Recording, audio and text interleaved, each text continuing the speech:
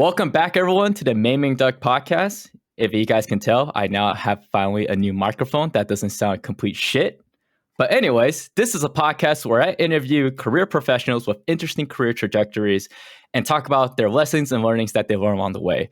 Today, I am super excited to have Mr. Julian Sarafian on this podcast. A quick little background, Julian is an ex-Harvard, ex-Big Law, content creator, podcaster, startup CEO, TEDx speaker. The list goes on and on and on. Honestly, I don't know what this guy hasn't done yet. He is the guy that you hated in high school because your mom will not stop comparing you to him. Julian, it's good to have you on. How's it going, man? Hey, that's the greatest intro I've ever had on any podcast. It's wonderful to be here, and I'd be remiss if I said you weren't correct, that my friends used me as an excuse to get out of things. Like, oh, Julian's going to be there, so it's fine. And parents like, oh, okay. It's like, oh, is Julian going tonight? Oh, it is? All right, cool. Yeah, you can go hang out. Right. No, it's good to be here. Thanks for having me Anyways, man. Dude, how's it going, though? How's it been? We haven't talked in like 2 months. How's everything been in the past 2 months just overall?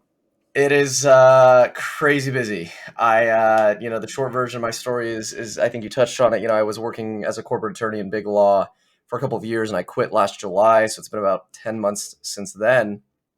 And the first thing I started doing was advocating for mental health anywhere that I could. And I found myself on social media and the internet on TikTok. And so that kind of morphed into its own segment career of being a content creator. And I've just been exploring various avenues of creation, from YouTube to podcasting to Twitch streaming to TikTok to Instagram.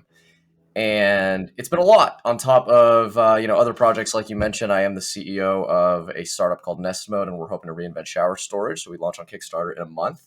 So that has been taking up some time. And I also just recently launched my own law firm to protect content creators in the digital realm as well, primarily helping them with brand deals and negotiating those. So it's been busy, but good. Crazy. You're doing so many things right now. That's actually insane. And I want to hear all about that. But before we do that, I kind of want to take it back to the beginning of kind of where all this started, the kind of catalyst for everything we're talking about, everyone we're doing right now. I want to take it back to when you're 18. You just enter Berkeley, right? Correct. Berkeley, right? That's right. Yeah. Yeah. And I'm assuming you're studying political science. Is that correct? At the time, I was actually a integrative biology major, because that is what I was accepted into, because I was thinking I was maybe going to do pre-med, but I switched it out quickly and I didn't really know at the time, right when I entered. So when you're in college for undergrad, why did you decide, or I guess like when did you decide that you want to become a lawyer? And what was kind of like that thought process like? When I was a kid, I would always think I want a career with financial stability. My parents did not push me in any one direction. I think, I have an Asian mother, and a lot of people think that I had a tiger mom who's like, oh, you must do this, this, or this. And that couldn't be farther from the truth. But at the same time, I was a strategic thinker by way of being a kid. I was like, I want to do something that makes me money. I want to do something that gives me a background, right, that can lift me up. And so I looked around at my interests, and I didn't really feel like medicine was a good fit, even though I thought that I'd be an anesthesiologist for a large part of my high school years. So it was senior year of my high school years when I felt like government and politics and law and business all really intersected in getting a JD. And why not pursue a degree that is higher than the undergraduate degree? Because I was interested in getting a deeper level of education as well. So it was at that moment that I kind of decided I'm going to set my sights on getting a JD, because I think the degree is very powerful. You can do a lot of things with it. You can be a lawyer. You could go into politics. You can go into business. You could go into the arts. You can go into journalism. You could pick it up and put it down and pick it up again, which I've already done in 4 years out of law school. And so then it became a process of, what do I do to get into the best law school, which at the time, and I would argue still is, get the best GPA you can and do really well in the LSAT and use your time wisely. And so I chose economics as my major because I was very risk averse and I didn't want to get stuck with no job if I didn't get into law school. So I was like, oh, maybe econ can get me a job. So I did economics, and the rest is sort of history. I was accepted into NYU when I was in my third year of undergrad, and went there for 1 year and then transferred to Harvard afterwards. Backstory there is I didn't apply to Harvard and Stanford originally when I was in college, because I was honestly just too anxious that I felt like I wasn't going to get in. So I applied early to NYU and I got in. And when you get into an early admit program, you kind of have to go. So in any event, a lot there, but happy to unpack. Yeah. I mean, when you were applying to law school, like, what?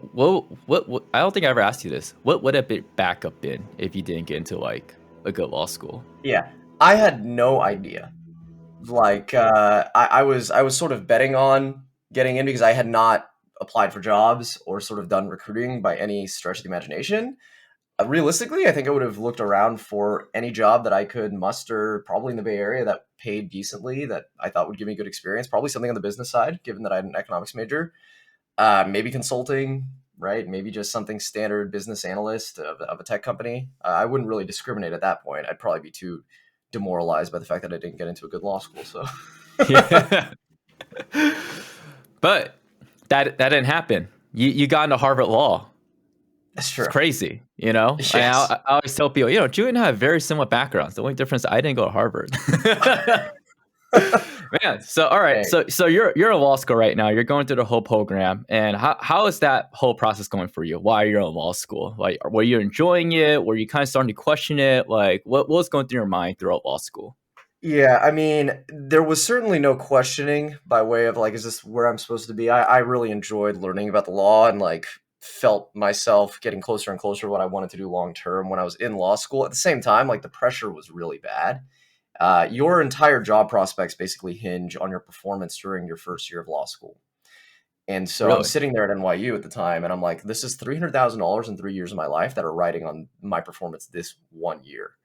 And so that was a lot of pressure, and I worked very, Why very, is, why very, is, very why hard. is it only the first year? So basically, and this is, by the way, I should speak broadly. This is mostly for if you want to go into big law, and big law is for many students in the top schools, the colloquial next step because you make a lot of money, you build a lot of skills. Right. You interview at the beginning of your second year of law school for all of these law firms' positions for a summer internship after your second year summer. So the only thing that these law firms see besides your resume is your first year grades. And for many of these law firms, the first year grades are the thing that they use to differentiate amongst applicants. So that's all you have because that's when you apply is right after your first year. And so there was a lot of pressure in the first year, but it went well. I performed well after, the early interview week came and went. I got the job offer that I wanted, my number one choice. I was very happy about it. And then it became a lot more fun. People say that undergrad is the most fun part of their academic career. I can tell you for me, it was definitely law school. And it was not even close. Like undergrad was fun. It was a good time, but I honestly was studying a lot and I was kind of a hermit in my undergrad years. Whereas law school, like 2L and 3L, I just had a lot of fun. I joined a lot of clubs. I created the West Coast Club at Harvard to help people get back to the West Coast. Just explored a lot of my interests and just didn't really do school as much as I used to historically. So we say like the second, third year of law school, like things just don't really matter anymore at that point. I think definitely, broadly speaking, I think the third year definitely does not matter. People call it 3LOL, which, by the way, as an aside, I should say that like I think that law school should be like a year and a half in the United States for this exact reason. But of course, law schools want to make money, so here we are. Yeah. We have 3 years. But yes, the third year certainly isn't the most important, and I think second year at a lot of the top law schools, especially if you get the job that you sort of have been eyeing, it doesn't matter as much. A lot of the pressure's off, and so then it becomes a question of like, where do you want to spend your time, and how do you want to build your interests? Where do you want to, what kind of areas of law are you interested in, and do you want to socialize or do you want to learn more academic related things, et cetera, et cetera. I see. That's interesting. Yeah, I think a lot of times I guess the direct correlation would also be like investment banking, right? So for investment bankers, you go to MBA school, and it's kind of similar story. The first year is the most important just because you're applying for your summer associate position by time 6 months into your MBA program, right? If you get your summer associate position, you do the summer internship, and then afterwards you get the return offer. What's the point of even doing the second year, right? You already got your full-time offer. And at that point, it's like, I'm assuming you're probably not going back to school anymore. So your GPAs probably don't matter as long as you pass at that point. So that definitely makes a lot of sense. Yeah. So cool. You graduated law school, you got into big law. What was it like? I always thought, because I kind of think about my first day in banking, and I don't know what yours was like, going to like the firm on the first day.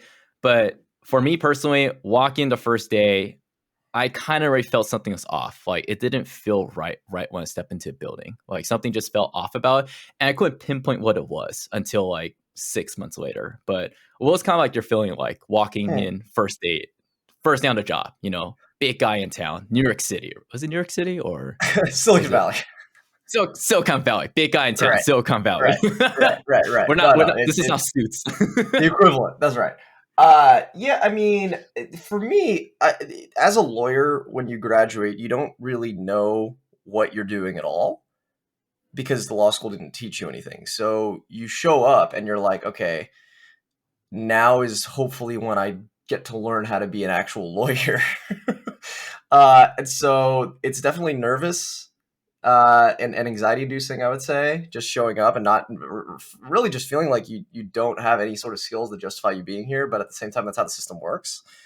But beyond that, I didn't really think much of it during the first couple of weeks, mostly because a lot of it was orientation and like, you know, humdy-da HR orientation Yeah, lectures that aren't training super and substantive. stuff. Right. I will say it didn't take me very long when I was at the firm to realize that I didn't want to stay very much longer and be partner, which was actually my plan when I was going in. It was like, I'm going to stay here and I'm going to become partner. I'm going to make a lot of money. I'm going to like build skills, whatever. I very quickly learned that this is not the place that interests me. The people above me that I see aren't folks that really inspire me. The Mm, lifestyle of partners is not something that appeals to me. And more importantly than all of that, the leadership in the organization that I was in, and I should say that my old firm Wilson is one of the most innovative and best by way of leadership in Big Law. It mm. wasn't enough for me by way of innovation and challenging old ways of thinking and pushing things forward. So I really didn't see a future for myself there. And that was only after 2 months working there, which begs the question, what do I do next? And I didn't really have an answer for a long time, but I just stayed because good training, good for the resume, and obviously Good the financial pay. component too. That's right. That's right. Yeah, I think it's interesting how like after talking to you, other guys who left investment banking, it all kind of I won't say we all say the same thing, but it's we see a lot of parallels, right? Like we ask ourselves, all right, so here's my equivalent of partners called managing director, right? You look at him and you're Right. like, is this guy you want to be 10, 15 years from now? And Peter said the exact same thing. He's just like, no, I would Yeah. never want to be like this guy. Like, I Yeah. admire him. I think he's smart and he's passionate about his job, but I can never be this passionate about what the fuck I'm doing right now. Like No. this ain't it. This ain't it. If I do this 15 years from now, I'll blow my brains out, Yeah. for lack of a better Yeah. word. So it's interesting to see like across like professional services, like law, banking. I'm going to make the wild assumption consulting is probably has some similarities as well, but I've Hmm. yet to like speak to many consultants. But yeah, and a lot of it's also just like, would you say like these big firms, like it's very, the leadership actually matters a lot about how they treat their employees? Because a lot of people say like, I guess not a lot of people, but there's an opinion of saying like at a big firm, it's so hard to control culture, right? So would you say like culture is by the firm or by the team, like based on like whoever your Yeah. subhead is of that You know, team? I don't want to say, I don't want to give you a lawyer answer and say it's both, but I really do think it's both because let's say 70% of your time is with your team, right? And so it doesn't even matter if people are toxic in another part of the firm. I'm never going to touch them or see them. I'm going to see the six partners and five senior associates that I work with. And so if they're awesome, they're awesome. And that's, by the way, that was my experience. I worked with the greatest group of people that I could find at the firm, and I Mm, love them and I still do. But at the same time, you're under the umbrella and infrastructure of the firm at large. And that impacts you when you have things like, for example, what mental health resources are available to us, or what sort of technological changes is the firm making, given that associates are frustrated with the fact that I can't open a PDF, 3 times a month, right? Or what about the fact that dinners at the firm suck and we just want a simple change in the menu options, and then the change we get is crap because people aren't paying attention? Like, those things still affect us, even if I'm not working directly with the person who's in charge of choosing the restaurants for the dinner delivery. The yeah. dinner deliveries very much affect me as an associate, right? So I think it's absolutely both. And the way that you kind of, I mean, you didn't ask, but I'll tell anyway because I'm very open about this in the industry. The way that you change this culture is very much top down. I mean, I'm lucky that I didn't have folks that were very toxic that I was working with, and that was by design because I avoided them. Many people are not so lucky. Many people work with partners who are abusive, who are very, very toxic, who yell at their associates, who openly talk about the fact that their associate has mental health issues when they were told to the partners in confidence. Stuff that you wouldn't even believe. Last year, well-known story amongst our industry that has been corroborated by multiple people. Junior associate smacked in the face by a partner after making a mistake at a top 10 law firm. And it's 2022. I'm sitting here on TikTok, on these apps, right? We're in this different cutting edge sort of industry, the creator economy. And I'm looking around and I'm like, the fact that these folks in these leadership positions think that this is anywhere near approachable to being okay is sickening. It's disgusting, right? And I'll tell that to their face. And I can because I'm more popular than them. Because who likes a toxic leader? I'm sorry, nobody, dude. That sucks. That's lame. That's gross. And yet, you have it everywhere because I think the industry is just so stuck in its old ways. And honestly, there's a self-selection bias of folks who are change makers like you and me out of the industry. Because I'm not going to sit there and waste my life we to get improve. out. We get out, Right. Like, and let's to be clear, I tried my best, I will say. I got our law firm, and they were very open to it on Ginger, which is an emotional coaching app. So they were super open to that. Like, I did what I could, by way of being a one-man army as a junior associate in Big Lot, my own law firm. But it's not enough, right? And I don't expect it to be. Like, they're not going to put me in charge. I'm a 26-year-old kid who just thinks he's super smart. Like, whatever, like, I get it. That's not how it works. But unfortunately, I think sometimes you need that new blood. And right now, it's just really not happening. Yeah, it's just like a very traditional. I hate to say the word outdated, but it's almost in a way outdated. In the way it's thinking, and it's like you got a bunch of new guys coming in with like new ideals that like it's a traditional argument of like, here comes the new millennials, the Gen Zs, they're unappreciative of like what they have. The new generation doesn't know how to work hard anymore. All they do is complain all day long. But I'm also like, well, kind of times are changing, priorities are changing.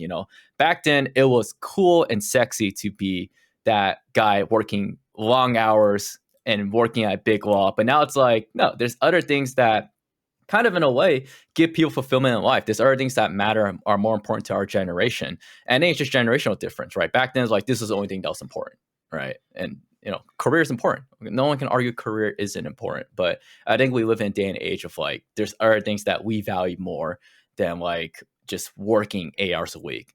Unless you're at that, there's always that 20%. It was in banking too that love that shit. But those are guys that stay, obviously. Honestly, but here's the thing. The data doesn't agree with us because in law, 70% of lawyers right now report having anxiety. Nearly 40% report having depression. So I sit here as a lawyer and I look around and people can give me any argument that they want by way of this is the way it's done. This is what I love. I'm sorry, you're miserable. So do you really? Or are you just too stubborn to think differently about it? And in my opinion, and this is look, we are losing lives because of this. Part of the reason I'm so bent out of shape and angry in many ways at our profession right now is every single week I hear of another lawyer who loses their life. And a lot of the times they're not folks who are in mental health rehab for 6 years and are struggling. No, they're not. They're folks who are under a ton of pressure, who hide it, who don't acknowledge it, who just keep buying into this vision of like, this is what life is.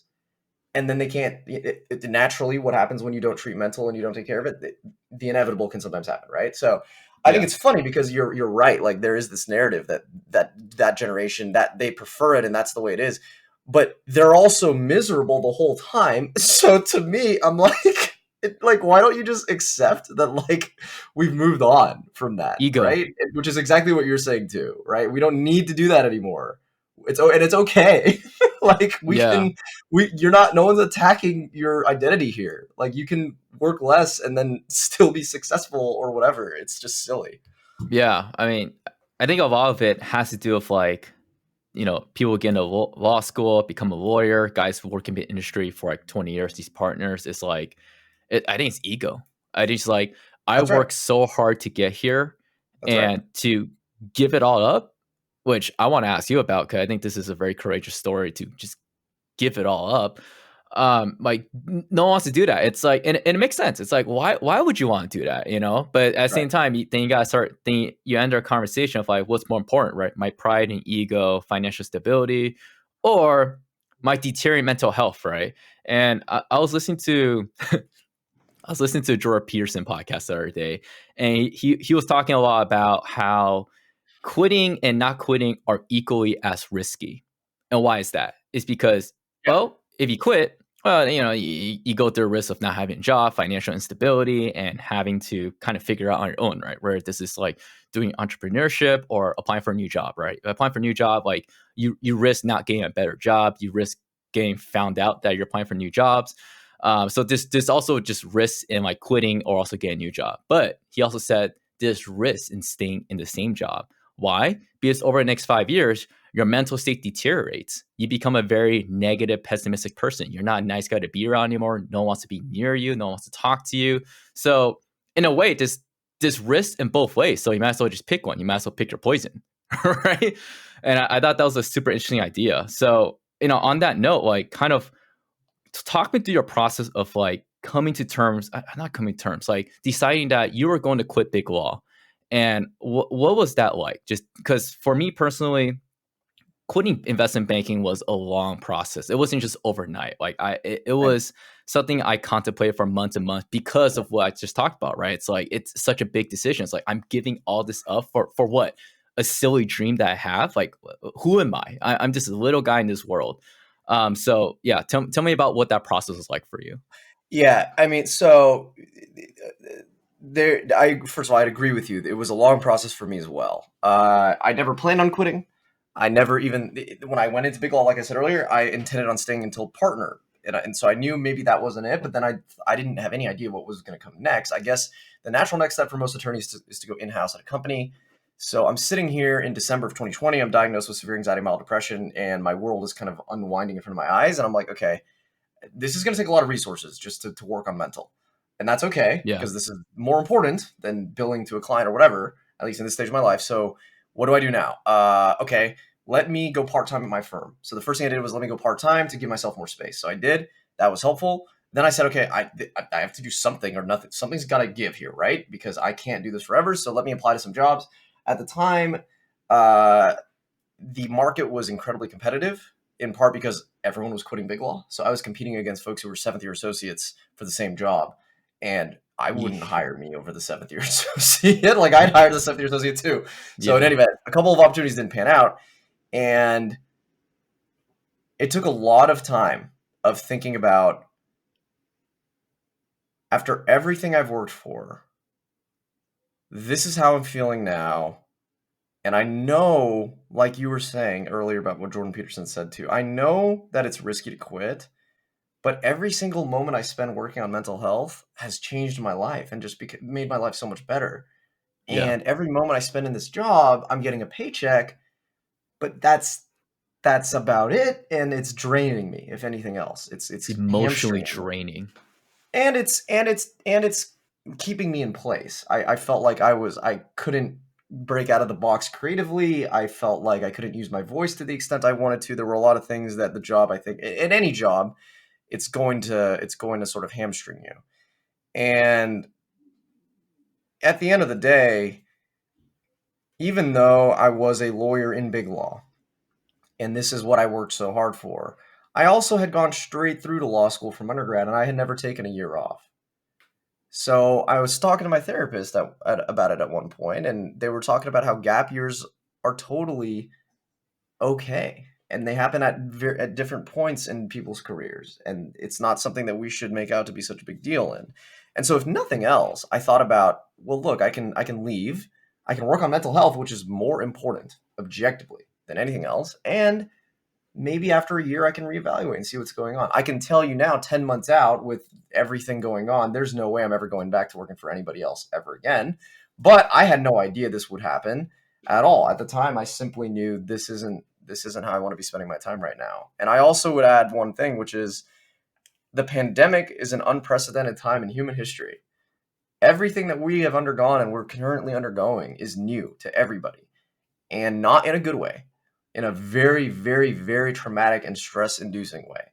Leadership crumpled all over the place. Social media rotted our brains. In the digital age, we have a ton of pluses, but it comes with a lot of costs too. So I think we shouldn't underestimate just how serious the emotional trauma and the stress from this period of history has been on every single human being out there. And I think a lot of people are, for the record. But I was certainly very keen on taking that seriously as well. And so that was part of the impetus too. Yeah, I kind of want to dig a little deeper into the mental health situation because, I think I followed your story since the beginning. And from my knowledge, you've been kind of like struggling with this for almost like as good, like more than half a decade, if I'm not wrong. And kind of like, what was that journey like for you? So it's a two-part question. Number one, what was that journey like for you? Were you, I don't want to say in denial, but were you not acknowledging it for the first 5 years of your life? Yeah. And kind of second part of this question kind of tie into Big Law because Big Law, COVID, all this stuff kind of just like was a catalyst for everything to happen, right? Like staying at home all day long, working at your desk from like 9 to 12 every single day. I did that. That's just like miserable. How do we fix the mental health issue in Big Law right now? So number one, what was your Yeah. journey like with mental health? Number two, how do we fix it in Big Law? Because that was Yeah. kind of like the catalyst for this whole thing. Yeah. So, I mean, the first question, you mentioned the word denial, and unfortunately for me, I think that a large part of the reason that I suffered for so long, and the backstory here is, I had some stress-induced stomach aches in high school. In college, I was very socially anxious. I actually had this condition where I felt like I was going to throw up for a large part of my 20s, and nothing would come out. It was very much like my throat was closing up, and I couldn't even breathe. And I went and had tests done, and every single time, oh, you seem fine, whatever. Uh, and I suffered through all of this for so long without ever really considering that mental health was the answer or was the solution. And I attribute a lot of that to, first of all, just being ignorant of what mental health was completely. I had no idea what it was. And I don't, I blame the educational system for that. And that's something I'm trying to change. But in addition to that, I think you have this capitalistic mindset of work, work, work, work. That's always the answer. And the stigma of mental health kept me locked in place as well. So you fast forward, and it was only during the pandemic when the anxiety turned into depression that I really sat down and I'm like, something is not right. And I don't know what to do. Mm-hmm. I do not know what to do anymore. So let me just turn myself over to mental health services and see what they tell me. And of course, since then, it's been wonderful working on mental health and just seeing the ways that, of course, when I mismanaged it, how it can destroy your fulfillment in life. But to answer your second question, I think that we need a lot of infrastructural change in the industry. Absent infrastructural change, nothing is going to be fixed here. And what I mean by that is we need lower billable hour requirements. We need better leadership by way of crushing that toxicity that exists in the industry. We need people to have clearer boundaries and not have associates respond to things at 11 p.m. on a Wednesday just because. Those are Just the those are logo needs to be fixed, Come on, man. Align these logos. That's true. That's right. The logos and the websites. Don't even get me started on Big Law's social media. I could go on Yeah. for hours ranting about that. Oh. No, but it's infrastructural change that needs to happen. Absent that, I don't see the industry changing at all. I don't see mental health really being prioritized. Anything else to me is a band-aid. If you get an emotional coaching app, give people access to that, that's great. That's a band-aid on a broken leg, right? And to get the broken leg fixed, you need a cast. The cast is infrastructural change. So I think the industry needs to take it more seriously, and frankly, I don't think they will, because I know how they think. In many ways, in my opinion, they don't. But my word's not theirs, and they don't want to do the hard work, right, of unwinding a lot of these institutional barriers and infrastructural hurdles that are really needed to make that sort of change for mental health.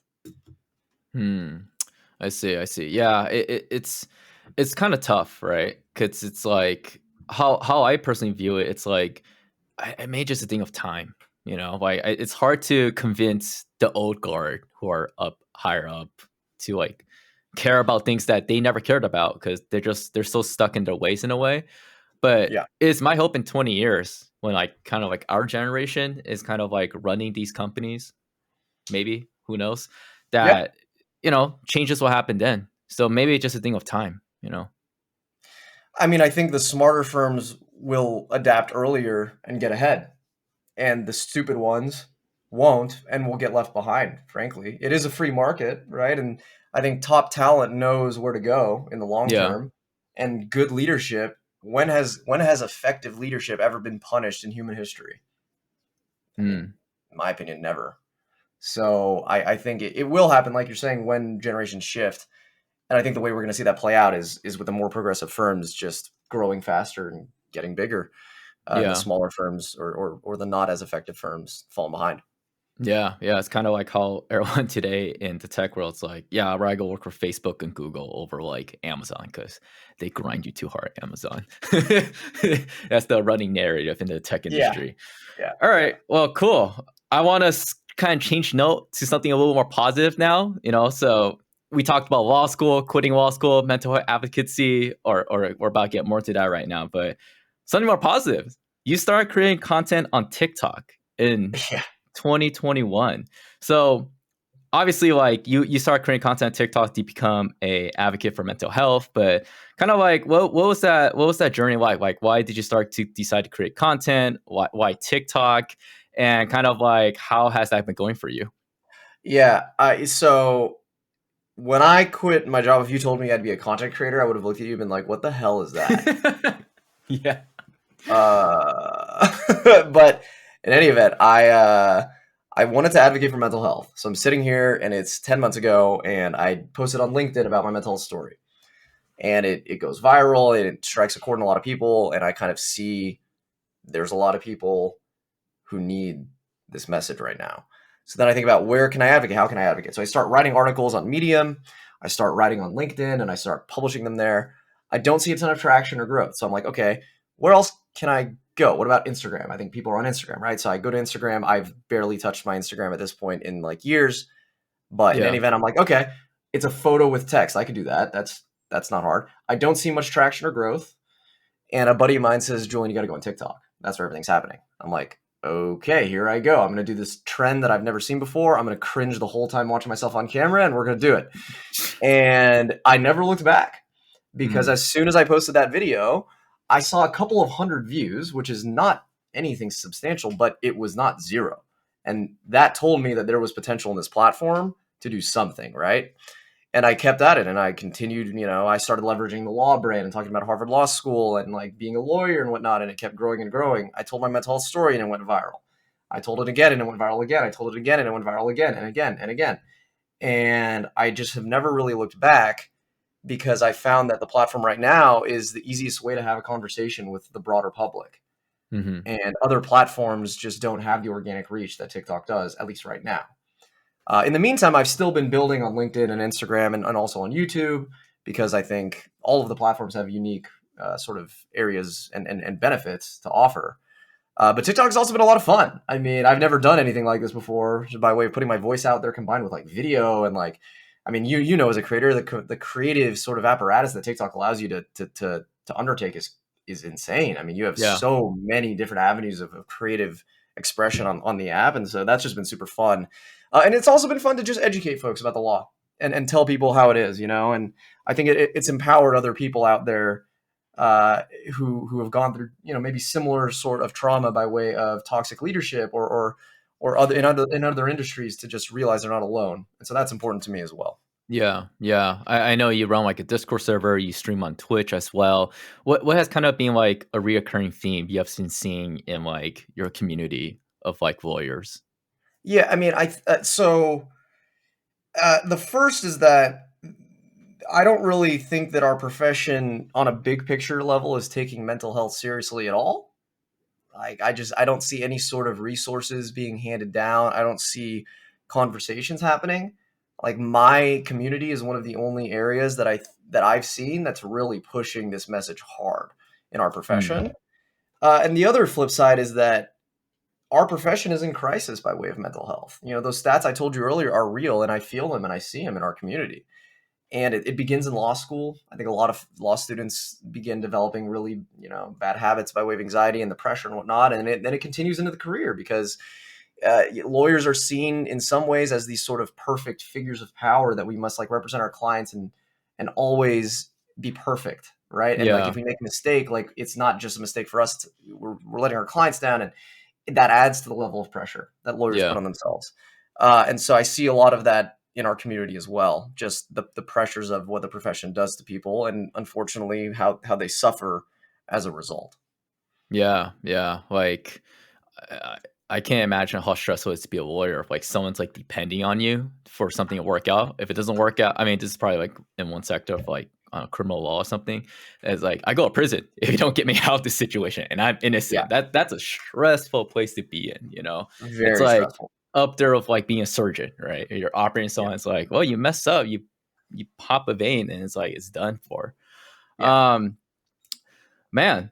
So what are kind of like your plans going forward with like content creation? Like, do you have any like, because I know you started your own, you have a couple things going on right now. I don't even know how this, yeah.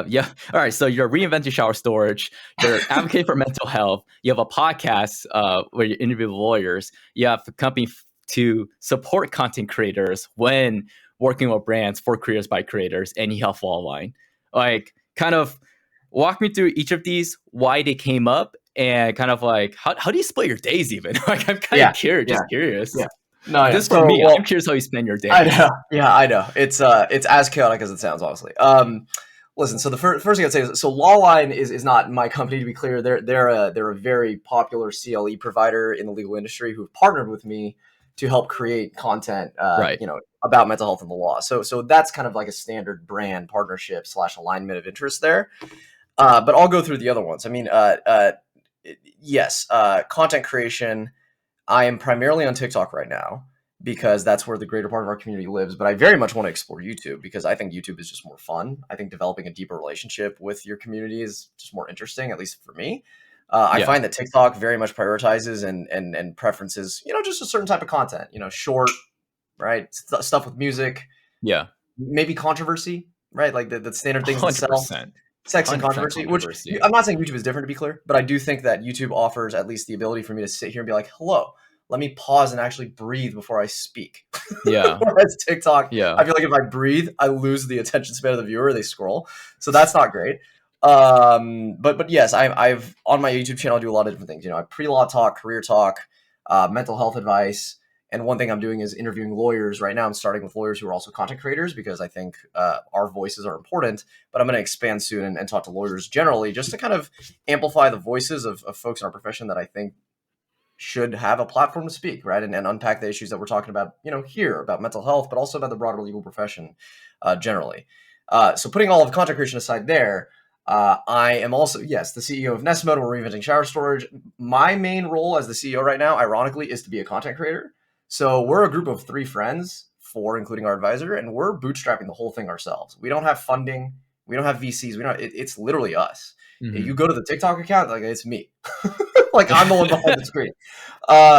So that's been fun by way of just, creating content on TikTok and Instagram and the email listserv and like updating the website and just figuring out and learning how to launch a Kickstarter. That's been a whole process in and of itself. We're hopeful, that we will succeed next month when we launch, but we shall find out together because things are not predictable in the world right now. I think the supply chain is certainly not predictable, and our product is it's wonderful and we love it, but it's also not the cheapest thing in the world, and we understand that. So we'll see. We'll see how it goes. Stepping forward, for creators by creators. Yes, I launched my own law firm this past month with the goal of protecting content creators in the digital economy and the creator economy. I found very, very quickly as a creator, and I'm sure you've seen this too, that brands do whatever they want to creators because creators are people that don't have resources. They don't have legal backgrounds for the most part. Yeah. Lucky them if they get me. Yeah. But for the most part, they don't have that, right? Creators don't have that background. So something I'm very keen on is helping creators and representing our interests because brands are getting all sorts of crazy terms that you wouldn't even believe from people because people don't understand and don't know. So we're open for business. We don't take crazy fees from people. We are very much a firm that is aimed to help creators however we can. So our payment structure is primarily based on a percentage of the brand deal because I don't want to discriminate if you're making $100 or $100,000. That's not what we're about. And so in any event, that's been going very well. We have a couple of clients and already we're learning a lot about just what's out there in this industry and how creators are getting taken advantage of. And it's not great stuff, Underlying all of this, I should add, I'm still advocating for mental health however I can. And right now, what that looks mostly like is through being on podcasts, being in the press, talking to people, advocating out in the public sphere. But I'm also writing a book that's primarily a sort of a memoir mixed with, my own experiences and then a broader discussion of mental health collectively where we are globally. And I'm hoping to publish that, either late this year or next. We'll see, because I want it to be good. But that's super exciting. Thank That's you. super exciting. That's crazy. What kind of takes up most of your time right now throughout the day? It's definitely the content creation side of things. Yeah. And I say that both as sort of like a mix of nest mode content creation. Yeah, you create content for everything. Right. And that's content. Look, people think it's easy. It is not easy. It is a grind to make videos that as simple as 5 seconds long. It's not Sometimes easy. You're not in the mood, but then you have to get on camera and smile. And it's dehumanizing a lot of the time. It's not fun when the reception to your content isn't great. Like, there's a lot of things about a creator that make it difficult. But I would say content creation is definitely taking up the most bandwidth. Although my book is slowly starting to take back some of its territory. That's good. That's good. Well, hey, I like to end this podcast with this one question that I've been asking everyone, and I always like to hear what everyone has to say about this.